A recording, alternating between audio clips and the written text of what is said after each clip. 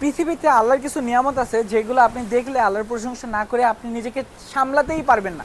তো তার মধ্যে সবচেয়ে বড় নিয়ামত আমার কাছে মনে হয় এই সমুদ্র। সমুদ্রের মাঝে ভাই এমন এমন জিনিস আছে, এমন জিনিস আমরা দেখি, এমন পরিস্থিতিতে আমরা পড়ি, এমনভাবে আমরা চলি ভাই, এটাকে স্কিপ করার কোনো ওয়ে থাকে না। আমি এখন যদি আপনাদের এই লোকেশনটা বলতে যাই, আমার পাশে 1000 কিলোমিটারের মাঝে কোনো মানব জমিনের কোনো অস্তিত্বই নেই, চারিদিকে শুধু পানি আর পানি। আমরা আমেরিকা থেকে বের হয়েছি ইউরোপের একটা দেশ বেলজিয়ামে যাওয়ার জন্য। এখন এই আটলান্টিক মহাসাগরের মাঝ দিয়ে আমরা সমুদ্রের মাঝে, আমি যদি সমুদ্রের স্বাভাবিক পরিস্থিতিটা দেখাই, এরকমের একটা সমুদ্রের মধ্য দিয়ে আমরা এই পানিকে ভেঙে পৃথিবীর এক প্রান্ত থেকে অপর প্রান্তে চলে যাচ্ছি। আমাদের জাহাজ যদিও অনেক বড়, আমাদের জাহাজের আমি যদি দৈর্ঘ্যের কথা বলি প্রায় 300 মিটারের কাছাকাছি।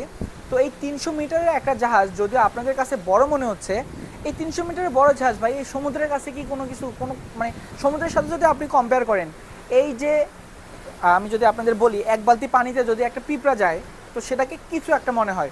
যদি একটা সুইমিং পুলে একটাকে পিঁপড়াকে ভাসিয়ে দেন, তখন ওই সুইমিং পুলের কাছে পিঁপড়ার কি কোনো অস্তিত্ব থাকে? এখন যদি ওই পিঁপড়াটাকে একটা নদীতে ফেলাই দেন তাহলে তার কি কোনো আরও কোনো অস্তিত্ব খুঁজে পাবেন? তো জিনিসটা হচ্ছে আপনি ওই পিঁপড়ার সাথে এইটা কম্পেয়ার করার মতো এই জিনিসটাকে যত বাড়িয়ে নেবেন তো সেটার মানে অস্তিত্বটাই খুঁজে পাওয়া যাবে না। তো আমাদের জাহাজ যেহেতু এটা শুধুমাত্র 300 মিটার, এটা যদিও 300 মিটার অনেক বড়, কিন্তু যদি আমরা এই সমুদ্রের সাথে কম্পেয়ার করতে চাই ভাই, এই সমুদ্রের কাছে এই 300 মিটার কোনো ব্যাপার? তো একটু ঝড় হলেই তো এটা যে কোনো মুহূর্তে ডুবে যেতে পারে। তো আমাদের এই জাহাজে সমুদ্রের মাঝে চলছে, এটা অবশ্যই একটা আল্লাহর একটা নিয়ামত। তার কারণ আমি আপাতত হাদিসটা মনে করতে পারছি না, কিন্তু আমাদের পবিত্র কোরআন শরীফেও আল্লাহ এই সমুদ্রকে নিয়ে আর আমাদের নাবিকদের নিয়ে এখানে বলে দিয়েছেন, আমাদেরকে নিয়ে আলাদা আয়াত কোরআন শরীফে আছে। তো আপনি এতটুকু হয়তো বুঝতে পারছেন যে যেহেতু আল্লাহ আমাদেরকে মেনশন করেছেন, নাবিকদের কথা কোরআন শরীফে বলেছেন, তার মানে এটা তো আর চারটিখানি কথা না, এটা তো স্বাভাবিক কোনো কিছু না। আমি যদি আজকে সমুদ্রের অবস্থাটা দেখিয়ে দিই, আজকে সমুদ্র কিন্তু কোনো রকমের উত্তাল সমুদ্র এটা বলা যাবে না, এটা স্বাভাবিক অবস্থায় এই রকম জিনিসগুলোই আমরা দেখি। কিন্তু তবুও এই জিনিসগুলো দেখার পরেও এই যে সমুদ্রের অবস্থাটা আজকে ভয়ঙ্কর সুন্দর লাগছে। খুব ভয়ঙ্কর সুন্দর না, সুন্দর অনেক বেশি, ভয়ঙ্করের জিনিসটা একটু কম। একবারেই ভয়ঙ্কর কীরকম হয় সেটাও আমি এর আগে আপনাদের দেখিয়েছি, চাইলে আমার পেজে ইউটিউব চ্যানেলে সবসময় আপনি এগুলো চেক করে দেখতে পারেন।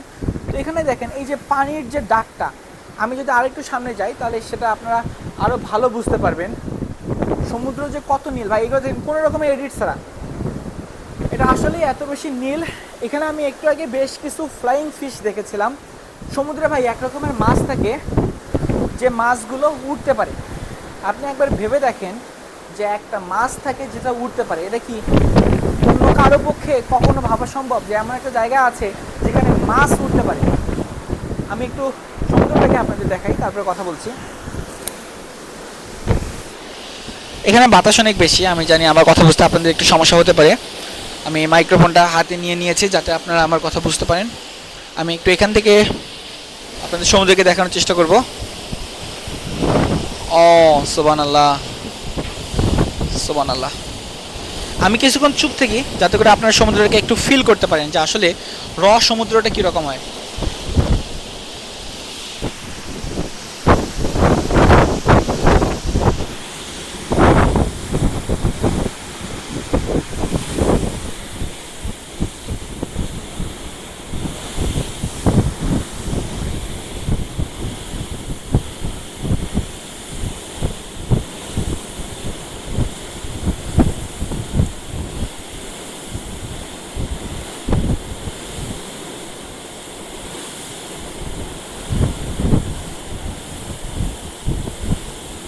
এখানে যদিও পানির অবস্থাটা এরকম দেখছেন, একটু দূরে তাকান, এটার রূপটা দেখেন ভাই।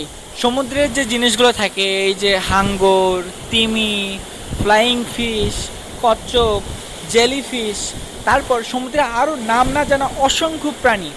তো এই জিনিসগুলো ভাই পৃথিবীর তো কতটুকু পানি আর কতটুকু স্থল এটা তো আপনি জানেনই। তো এইখানে এই জিনিসগুলোকে আপনি কিভাবে অস্বীকার করবেন? তো এখানে আসলে দেখবেন যে আপনার সবসময় আল্লাহর প্রশংসা করতে ইচ্ছা করবে। তো আজকের এই সমুদ্রের অবস্থাটা আপনাদের কেমন লাগলো আমাকে অবশ্যই কমেন্টে জানিয়ে দেবেন। আমি জানি ভালো লেগেছে, তবুও কমেন্টে জানিয়ে দিতে ভুলবেন না। আমার ভিডিওগুলো আপনার কেমন লাগে সেটাও জানাতে পারেন। সাথে ছিলাম আমি হৃদয়, ফেসবুক, ইউটিউব, টিকটকে হৃদয় দ্য সেলর লিখে সার্চ করলে আমার সমস্ত ভিডিও আপনি পেয়ে যাবেন। অনেক ধন্যবাদ এতক্ষণ ভিডিওটি দেখার জন্য। আসসালামু আলাইকুম।